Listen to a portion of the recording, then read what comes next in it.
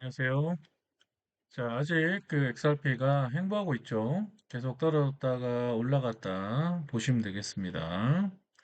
자, 1.5까지 내려왔다가 한번 찍고 다시 올라갔다가 다시 내려왔고 이러고 있습니다.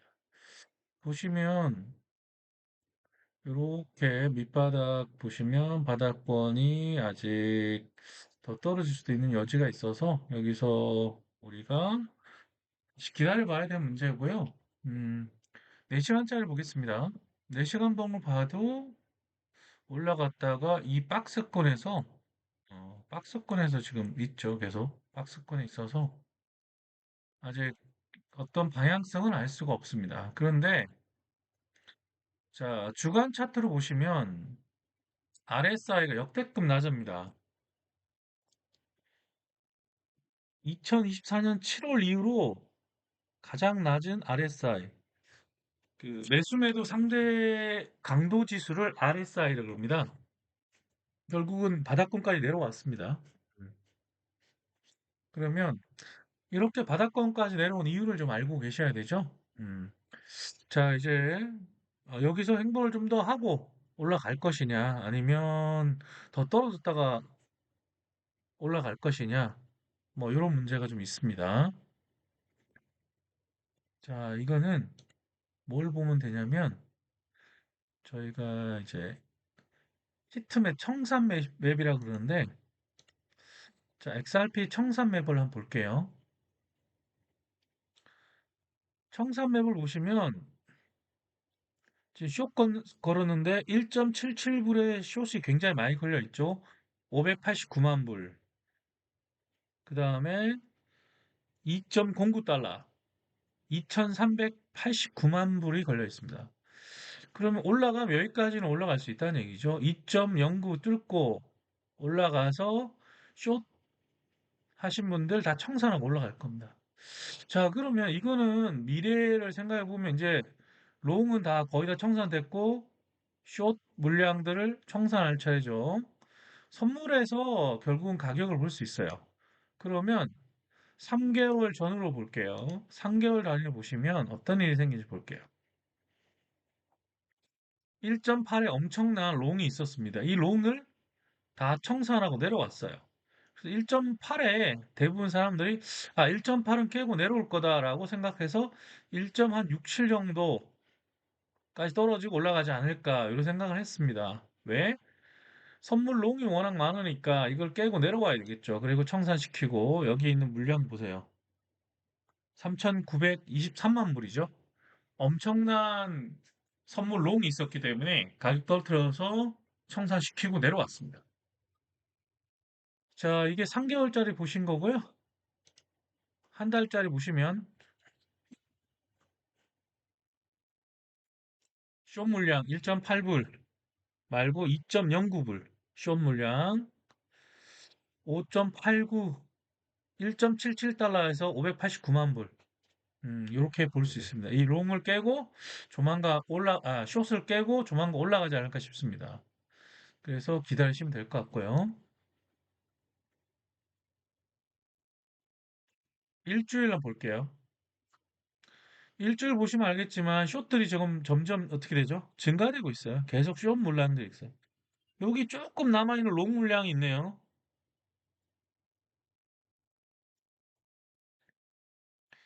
1.52에 54만 3천 불 정도 거의 다 사라졌어요, 이제. 롱은 거의 조금밖에 없고 숏이 이렇게 많이 생기고 있으니까 숏 물량을 우리가 잡으러 가야 겠죠. 자, 24시간 볼게요. 24시간 보시면 어떻게 되죠? 자, 숏 물량 1.629달러에 200만 불, 248만 불이나 지금 숏이 있어요. 그러면 요건 올라가서 깼다가 다시 내려올 수 있고요. 단기간으로는. 그래서 보시면 알겠지만 여기 롱 물량들 깨고 내려오고 자, 깨고 이런 롱 물량들을 다 없애고 다시 올라가서 숏 깨고 여기 다시 롱 깨고 여기가 숏입니다. 숏으로 볼 수 있습니다. 그럼 XRP만 그럴까요? 자, 이드론 보겠습니다. 이드론도 보시면 1개월짜리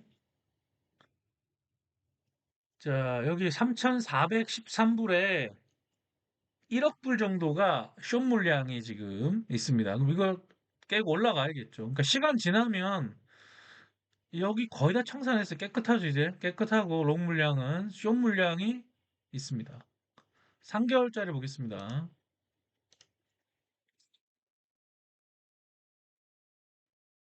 3개월짜리 보시면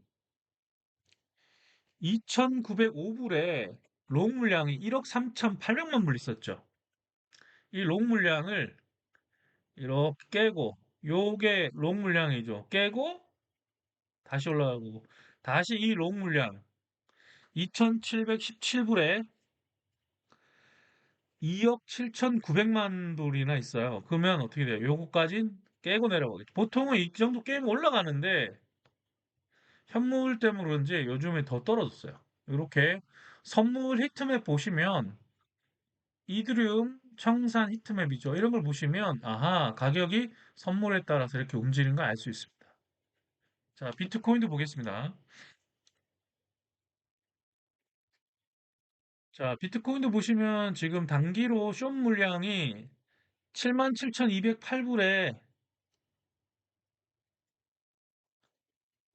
77,133불에 8,800만 불이 숏 물량이 있어요. 반대로 여기에 롱 물량도 있죠. 74,265불.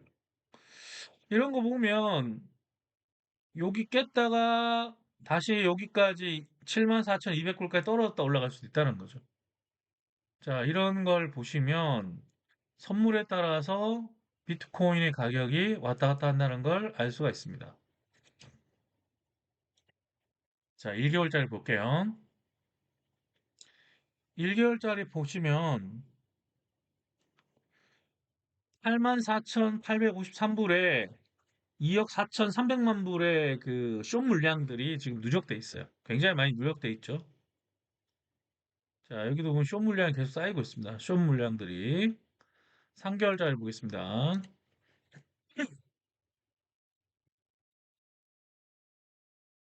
3개월짜리 보시면 여기 86,205불 이 롱 물량들이 2억 6,700만 불, 청산 레버리지가 2억 6,700만 불이죠. 여기가 롱 물량이 쌓여 있어서 결국 어떻게 이걸 털고 떨어졌죠. 롱 다 청산돼 있습니다. 롱 다 청산돼 내려오고 이제 숏 물량들이 남아 있죠. 숏 98,237불에 보시면 근처에 2억 5,600만 불, 93,750불에도 4,400만 불. 자, 이런 게 쌓여 있습니다. 그러면 이제, 아하, 그래도 98,000불 이상까지는 올라갈 수 있겠다라고 추정할 수 있습니다. 자, 이게 바이낸스 히트맵, 비트코인, 청산 히트맵.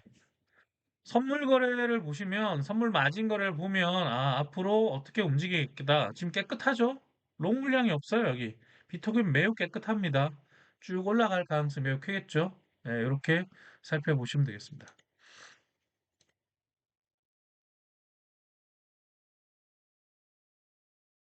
자, 그리고 XRP 보시면 RSI 바닥까지 왔습니다. 1일봉 보면 거의 이제 횡보하고 있고요. 4시간봉 보시면 2중 바닥, 3중 바닥 형성하고 있습니다.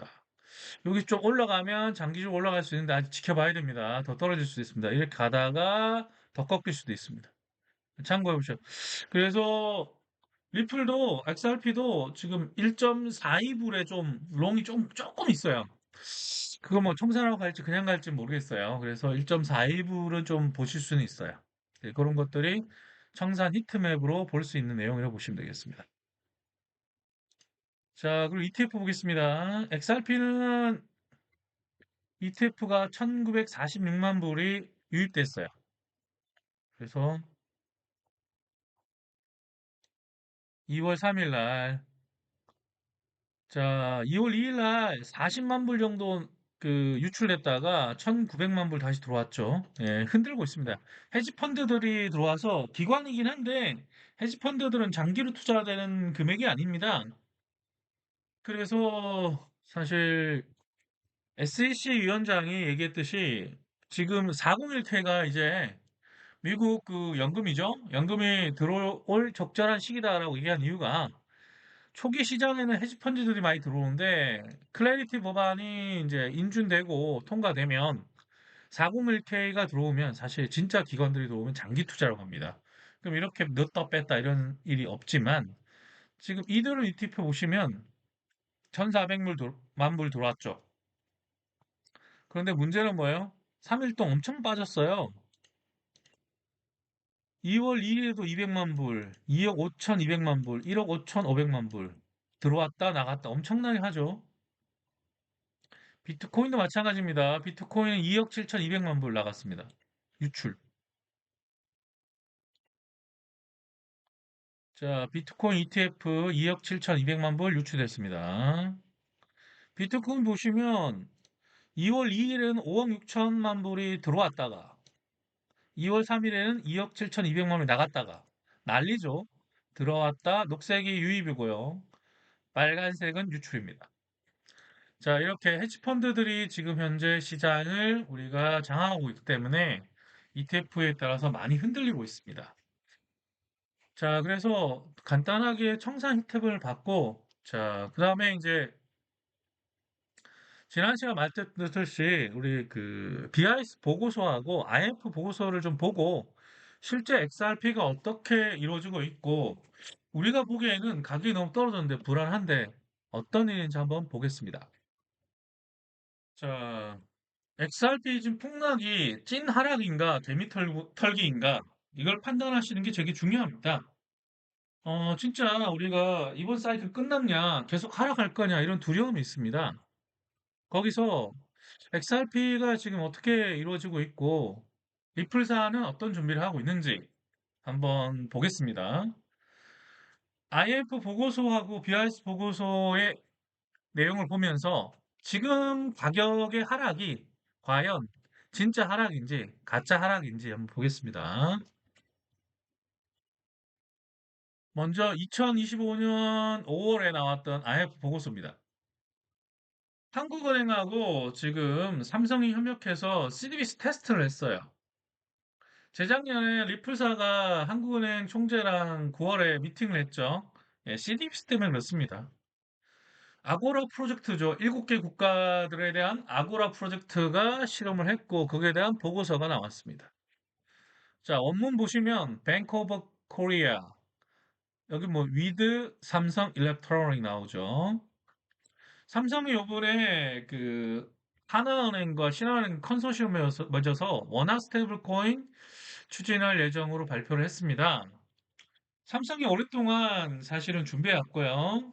그 다음에 IF 프로젝트에 한국은행과 함께 CDBC 테스트를 한 걸로 IF 보고서에 나와 있습니다. IF가 테스트한 거는요, 네 가지 타입에 대해서 실험을 했습니다. 스마트 앱으로 CDBC를 유통해보고, 피처폰, 선불카드 전용 단말기, 장단점이 있습니다. 스마트폰은 한국은 보급되어 있지만 스마트폰이 보급되지 않은 나라는 어떻게 되죠? 다른 대체 수단이 필요하죠. 그래서 선불카드 같은 경우는 리더기가 필요하니까 이 사실은 리더기가 있는 나라들은 문제가 없죠. 근데 일본 같은 나라들은 카드를 잘 안 쓰니까 문제가 되겠죠. 그 다음에 전용 단말기 이거는 CDBC를 하기 위해서 전용 단말기를 보급해야 되는데 사실 그러면 어떻게 되죠? 보급하기가 좀 쉽지 않겠죠. CDBC 하려면 기존에 우리가 결제하고 있는 시스템으로 들어가서 가야 되죠. 그게 이제 BIS 보고서인 2025년 12월에 나왔던 보고서가 있습니다. 그걸 오늘 볼 거거든요. 음. 그래서 실제로 IMF에서 이런 작업을 하고 있고요. 장단점들을 파악을 했겠죠. 예, 설계 기능을 했습니다. 여기에 문제가 있던 게 뭐냐면 이중주별 문제라든지 중간 실패 문제를 없애기 위해서 이런 시스템을 도입했고요. 그 다음에 보안 리스크로 양자 컴퓨팅 위험, 요거 운영 안팎으로 될 거라고 막 있지 않을까 이렇게 추정하고 있는데 이미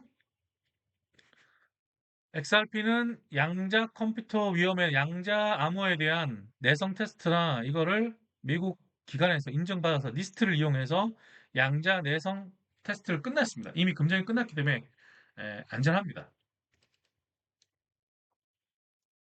자, 지금 혼동되고 있는 시장을 보시면 제가 그 XRP 고래, 중형 고래들의 그 거래량 볼게요. 10만 개에서 100만 개는 증가했고요. 100만 개, 1000만 개는 감소했어요. 1000만 개에서 이렇게 증가하고. 자, 혼동이 좀 있죠. 자, 100만 개, 1000만 개가 여기 노란색인데요. 보시면 떨어지죠, 이렇게. 근데 1000만 개 이상은 늘어나고 있고요. 10만 개에서 100만 개도 늘어나고 있습니다. 이게 아마 지갑 갈아타기일 수도 있고 아니면 주체별로 대응을 할 수도 있습니다. 1억 개에서 10억 개 이상 증가되고 있고 10억 개 이상은 유지되고 있습니다. 대한고래들은 어떻게 되죠? 자, 증가하고 있습니다. 이 퍼센트를 비율로 볼게요. 10만 개에서 100만 개 합친 거 보시면 10만 개, 100만 개, 100만 개, 1000만 개는 어떻게 되죠? 비율이 계속 떨어지고 있어요. 중형 거래들은 두렵다는 얘기죠. 자, 중형 거래들 한번 우리나라에 많이 있습니다. 우리나라에 30만 개에서 50만 개 가지신 분이 되게 많아요. 그 작년에 리플 2025년 인서울 할 때 굉장히 많은 일반인들이 왔습니다. 그분들 보면 이제 오랫동안 XRP 홀더 하신 분들은 보통 10만 개 이상, 보통 한 40만 개, 50만 개도 갖고 있습니다. 근데 그분들은 개인이죠. 개인이면 어떻게 되죠? 신뢰를 아무리 가지고 있다지만 사실 가격이 너무 떨어지니까 불안한 거죠. 그러다 보니까 물량을 줄이고 있는 걸 볼 수 있습니다. 대한고래는요, 비율을 보시면 어떻게 되죠? 67.9%인데 전체 합이 조금씩 증가되고 있어요. 10억 개 이상은 고정돼 있지만 나머지는 뭐예요? 전체적으로 증가되고 있다고 보시면 됩니다. 합이. 왜? 여기 빨간 거 있죠? 이것도 증가되고 이것도 비슷하죠? 유지되고 있고 증가되고 여기도 이렇게 이렇게 하다가 증가되고 있죠. 여긴 꺾였고 증가되고 이렇게 합이 보면 전체적으로는 증가하고 있습니다. 자, BIX 리알토 프로젝트 보고서입니다. 2025년 12월에 나왔고요. 앞에서 언급한 IF 보고서와 연결해서 보시면 됩니다. 소매로 이제 결제하는 거를 테스트했는데 프랑스 은행과 이탈리아, 말레이시아, 싱가포르 통화청 이렇게 참가를 했고 리플사도 참여를 했습니다. 결과적으로 얘기하면 이건 무슨 프로젝트냐를 아셔야 되는데 기존의 결제 시스템하고 지금 블록체인 시스템을 연결해서 하는 거 실험을 하는 거예요. 핸드폰을 가지고 있고 리더기를 가지고 있으면 그 결제 시스템을 그대로 써야 자연스럽게 녹아들겠죠. 그래서 어떤 장점이 있냐? 은행들이 해외 송금을 하면 결제돼야 되고 여러분도 유럽에 여행 가시면 비자 카드로 결제하잖아요. 비자가 이미 리플과 연결돼 있어서 이미 결제가 됩니다. 그런 식으로 기존 시스템과 연결해 놓는 거야. 그럼 어떤 점이 좋냐? 송금을 사실 해외로 따로 할 필요 없이 해외 카드 가져가지고 카드사에서 밑단에서 다 결제를 해주고 송금을 해주는 걸로 돼 있죠. 그러니까 개인들이 직접 송금하고 그럴 필요가 없습니다. 은행들 입장에서도 국제 송금할 때 보낼 은행에 대해서 예치를 해야 되죠. 노스트로 계좌나 보스트로 계좌에 외화를 예치해야 되는데 이게 굉장히 많은 돈인데도 불구하고 돈을 쓸 수가 없죠. 활용을 할 수가 없는데 이 리알토 시스템이나 마리아나 그 프로젝트, 리알토 프로젝트나 마리아나 프로젝트는 이런 것들을 줄여주긴 합니다. 노스트로 보스트로 계좌를 축소시키게 해주고 그 다음에 신용 문제나 신용으로 인해서 뭐 결제가 안 된다거나 유동성 리스크를 감소시켜주는 역할이 있고 시간, 비용 줄어들고요.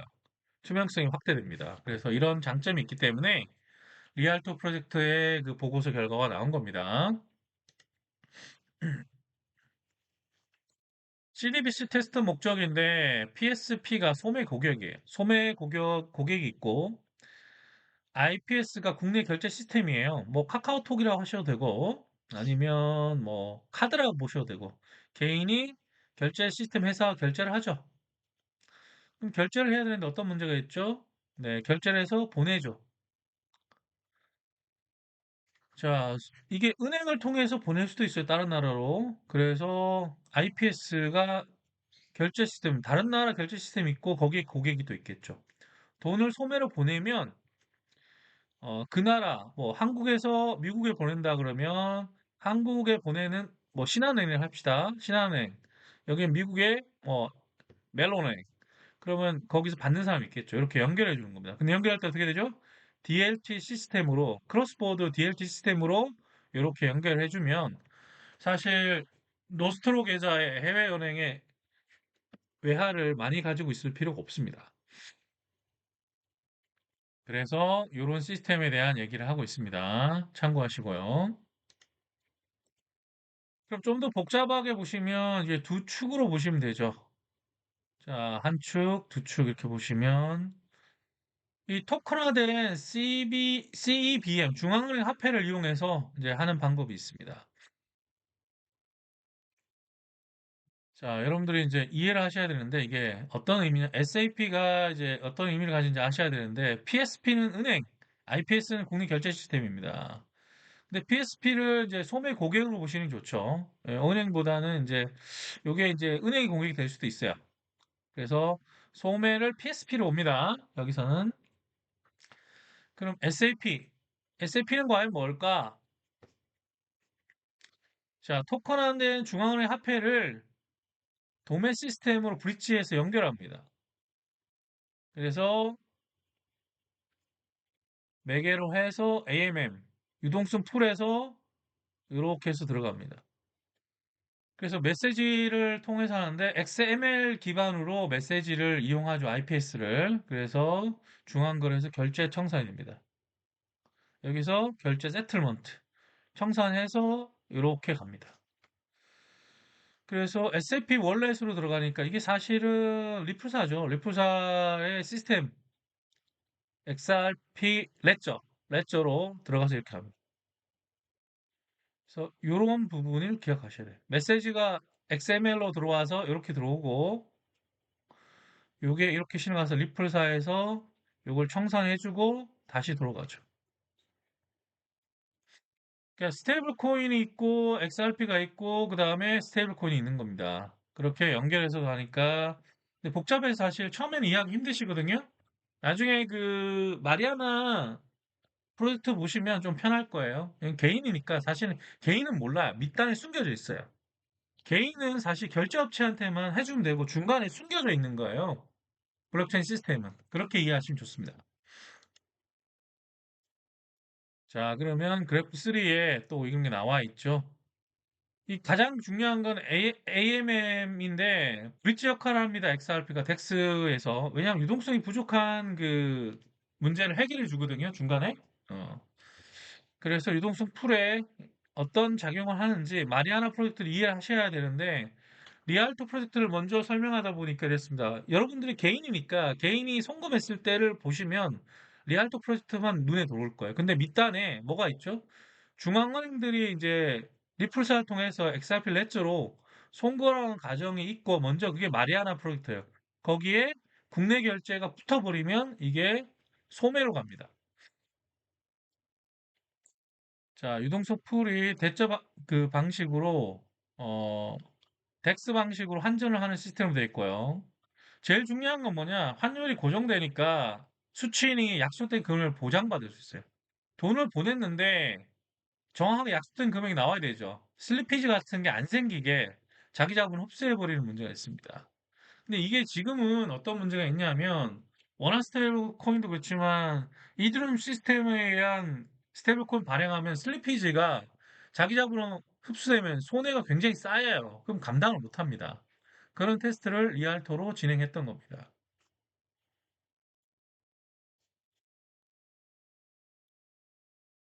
자, 그래서 프로스트 리알트의 입장을 보셔야 되는데 이게 첫 번째 그림은 단순하게 중간에 XRP 렛츠를 이용했다라는 걸 보시면 되고 여기는 XML 기반으로 메시지 시스템 IS200이가 들어가겠죠. 거기에 XRP 렛츠로 연결합니다. 연결해서 여기서 청산하고 진행하는 겁니다. 유동성 풀에서.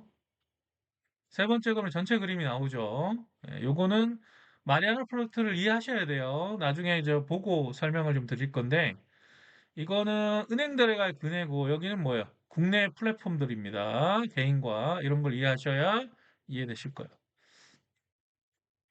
이 리알토 프로젝트는 결국은 기존의 시스템과 토큰화된 시스템을 연결하는 거라 보시면 됩니다. 그러니까 한쪽만 보시는 게 아니에요. 기존 시스템과 블록체인 시스템을 결합해서 실제 변화를 별로 주고 있지 않으면서도 블록체인 결제를 할 수 있는지 확인하는 거예요. 기존 시스템하고 새로운 시스템이 결합돼서 속도와 비용을 계산할 수 있냐 이 프로젝트라고 보시면 됩니다.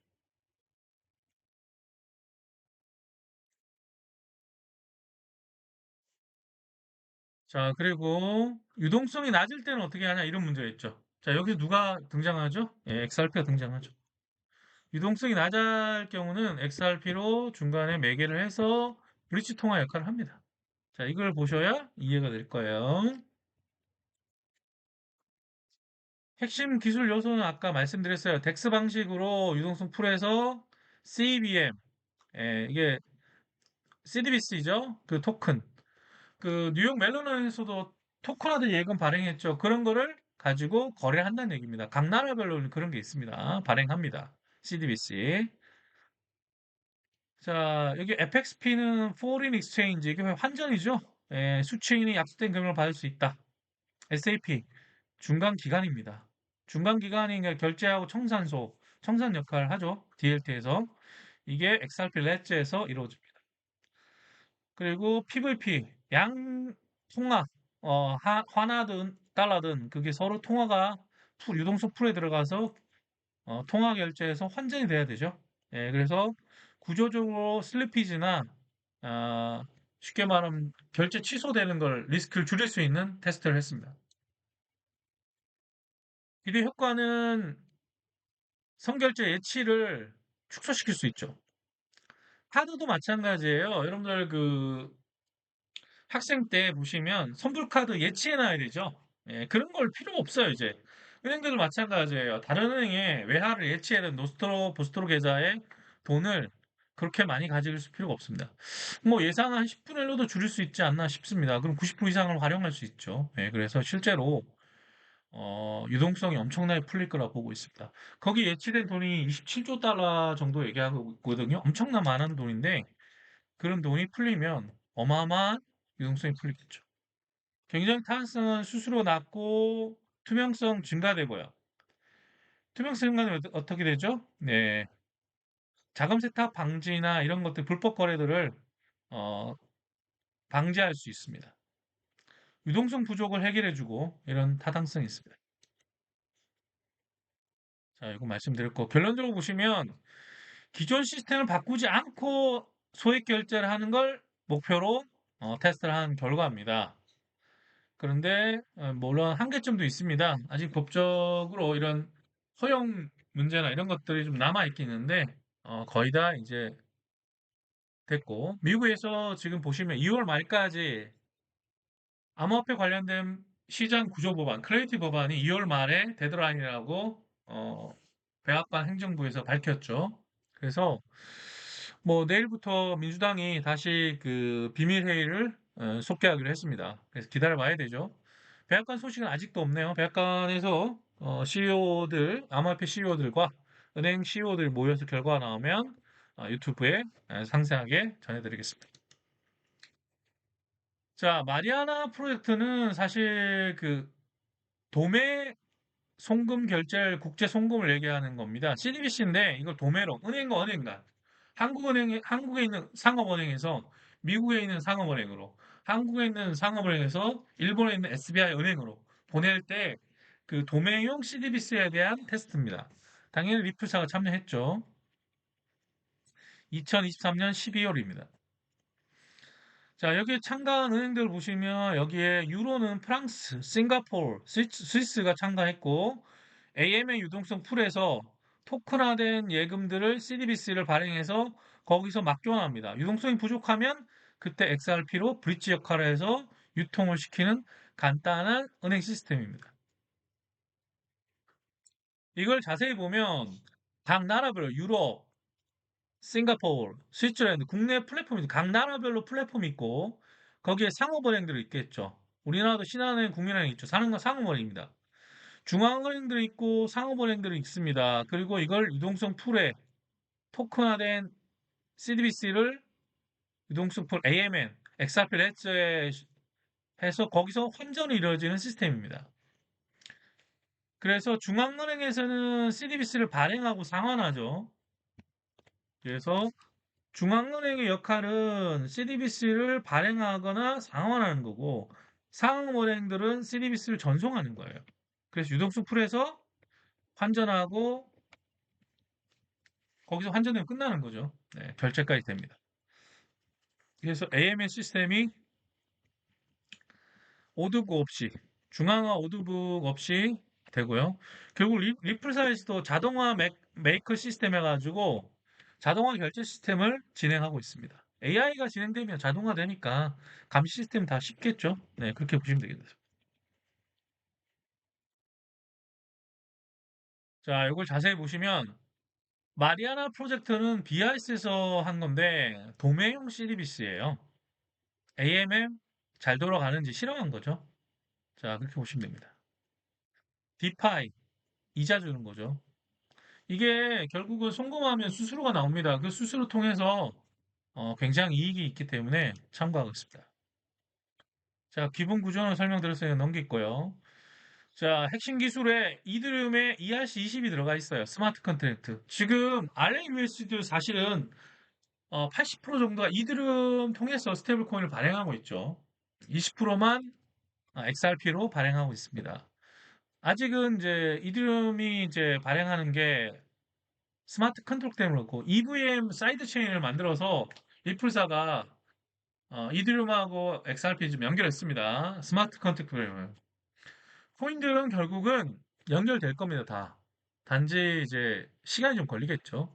주요 코인들만 살아남고 연결해서 그들만 리그를 할 거고 나머지 잡코인들은 다 사라질 겁니다. 단 시간의 문제죠. 자, 중앙은행 기능 중에 가장 중요한 게 비상시에 회수하는 리커버리. 이걸 할 수 있는 코인이 XRP밖에 없습니다. 그래서 롤백 기능을 할 수 있는 유일한 코인입니다. 그 인정도 받았고요. 자, 그리고 모니터링 되게 중요하죠. 네, 이런 게 핵심 기술입니다. 브릿지 설계, CDBS만 전송할 수 있게, 그리고 중간에 모니터링 시스템, 이런 거 확인할 수 있습니다. AMN 설계에서는요, 대규모 거래가 중요해요. 슬리피지를 어떻게 관리할 것이냐, 유동성 분산을 피하고, 유동성이 부족했을 때 XRP로 중간에 브릿지로 매개를 합니다. 네, 그렇게 보면 이해가 되실 거예요. 자, 유동성 공급의 문제인데, 이게 사실 유동성 풀이 문제가 되는 게 뭐냐면, 결국 거래 금액이 커지면 유동성 풀도 커져야 돼요. 대신 뭐예요? 거래 수수료가 확 줄어요. 그런 걸 볼 수 있어서 아마 나중에는 좀 더 많은 국가들이 참여해서 진행을 할 겁니다. 이 CDBC 정책은 상호 운용성이 되게 중요해요. 서로 연결돼야 되죠. 상호 운용성이 크로스보더죠. 오더. 그게 진행돼야 되니까 브릿지로 XRP가 쓰인다는 거 확인해 드렸습니다. 자, 넘어가겠습니다. 결론과 후속 과제입니다. 중앙은행 토큰만 관리한 CDBC예요. 중앙은행은 그 토큰만 관리하면 되고 상업은행들이 결제를 합니다. 그 사이에 상업은행과 상업은행 뭐가 돼? 유동수풀을 XRP 레저로 연결했죠. 예, 그렇게 보시면. 자, 예전에 그 송금우체 중에 리플사와 했다가 리플사하고 이제 거래 안 하고 이제 더 이상 안 한다는 업체가 있죠. 웨스턴 유니언. 세계 2위 송금업체입니다. 국제 송금업체인데 웨스턴 유니온이 지금 XRP와 연결된 거래를 하는 기업을 인수했어요. 결국 뭐죠? 예, 다시 연결했다는 얘기입니다.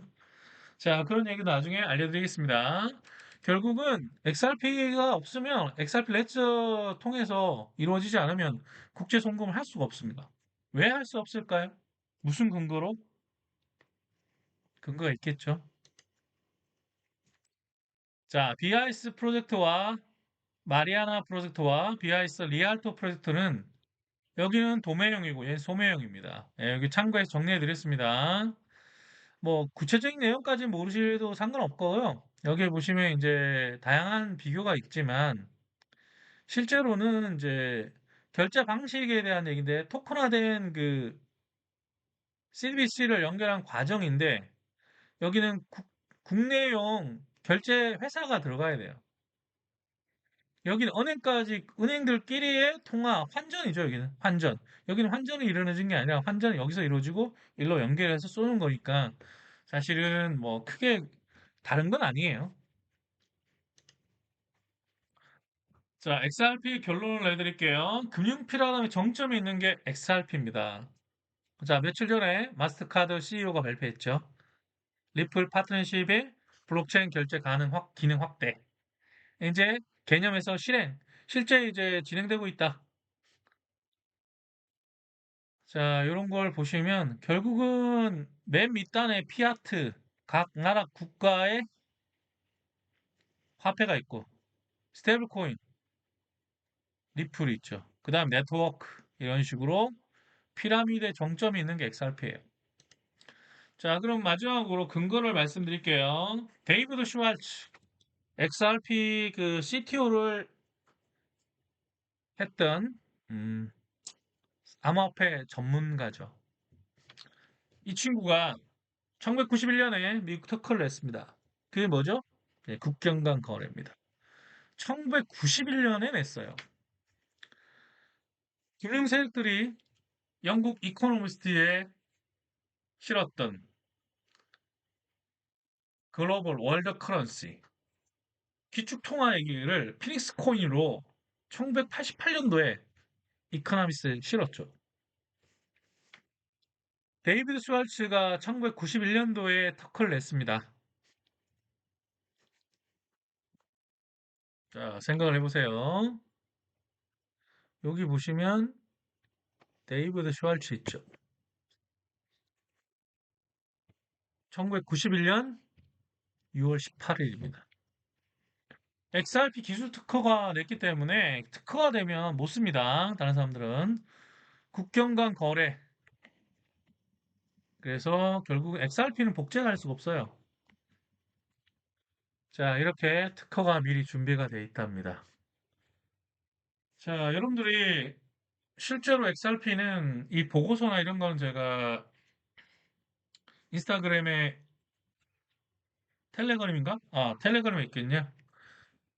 텔레그램에 저희 그 연결된 방에 BIS 보고서랑 IF 보고서를 올리겠습니다. 원문으로 돼 있어요. 그 원문을 챗 GPT나 퍼플렉시티로 AI 앱을 이용하시면 번역도 해줘요. 참고해서 보시고, 실제로 이제 차트상도 그렇고, 내용상도 그렇고, 크리에이티브 법안만 나오면 우리가 생각했던 가격이나 차트 모양을 볼 수 있습니다. 자, 여기까지 보셨다면 구독, 좋아요 부탁드리겠습니다. 그리고 궁금한 점 있으면 댓글로 부탁드립니다. 감사합니다.